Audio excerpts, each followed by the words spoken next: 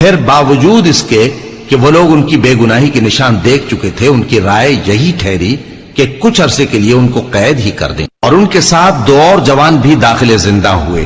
ایک نے ان میں سے کہا کہ میں نے خواب دیکھا ہے، دیکھتا کیا ہوں کہ شراب کے لیے انگور نچوڑ رہا ہوں۔ دوسرے نے کہا کہ میں نے بھی خواب دیکھا ہے، میں یہ دیکھتا ہوں کہ اپنے سر پر روٹیاں اٹھائے ہوئے ہوں اور پرندے ان میں سے کھا رہے ہیں، تو ہمیں ان کی تعبیر بتا دیجئے کہ ہم تمہیں نیکوکار دیکھتے ہیں۔ یوسف نے کہا کہ جو کھانا تم کو ملنے والا ہے وہ آنے نہیں پائے گا کہ میں اس سے پہلے تم کو اس کی تعبیر بتا دوں گا۔ یہ ان باتوں میں سے ہے جو میرے پروردگار نے مجھے سکھائی ہیں۔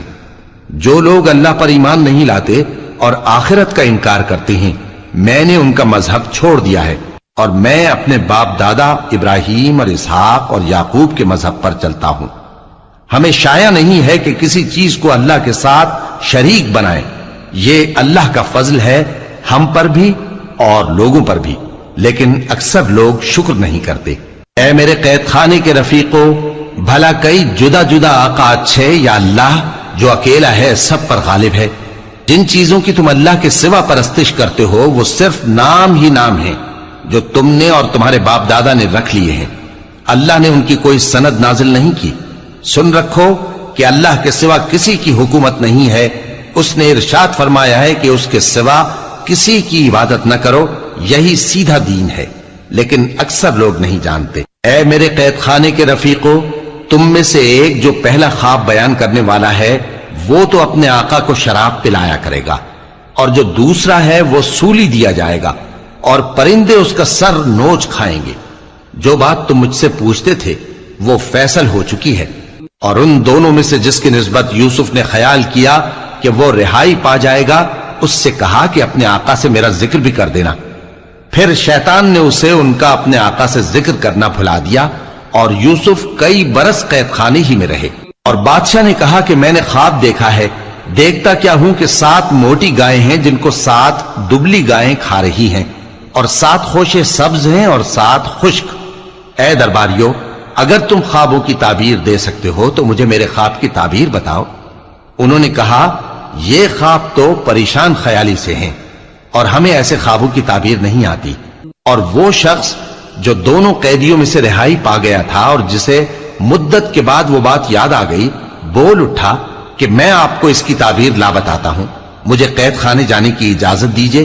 غرض وہ یوسف کے پاس آیا اور کہنے لگا، یوسف، اے بڑے سچے یوسف، ہمیں اس خواب کی تعبیر بتائیے کہ 7 موٹی گایوں کو 7 دبلی گائیں کھا رہی ہیں، اور 7 خوشے سبز ہیں اور 7 سوکھے، تاکہ میں لوگوں کے پاس واپس جا کر تعبیر بتاؤں۔ عجب نہیں کہ وہ تمہاری قدر جانے۔ انہوں نے کہا کہ تم لوگ 7 سال متواتر کھیتی کرتے رہو گے، تو جو غلہ کاٹو تو تھوڑے سے غلے کے سوا جو کھانے میں آئے باقی کو خوشوں میں ہی رہنے دینا۔ پھر اس کے بعد خشک سالی کے 7 سخت سال آئیں گے کہ جو غلہ تم نے جمع کر رکھا ہوگا وہ سب کو کھا جائیں گے، صرف وہی تھوڑا سا رہ جائے گا جو تم احتیاط سے رکھ چھوڑو گے۔ پھر اس کے بعد ایک ایسا سال آئے گا کہ خوب مے برسے گا اور لوگ اس میں رس نچوڑیں گے۔ اور یہ تعبیر سن کر بادشاہ نے حکم دیا کہ یوسف کو میرے پاس لے آؤ۔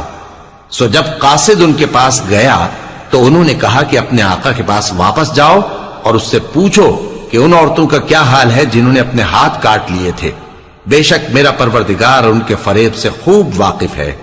بادشاہ نے عورتوں سے پوچھا کہ تمہارا کیا قصہ تھا جب تم نے یوسف کو اپنی طرف مائل کرنا چاہا؟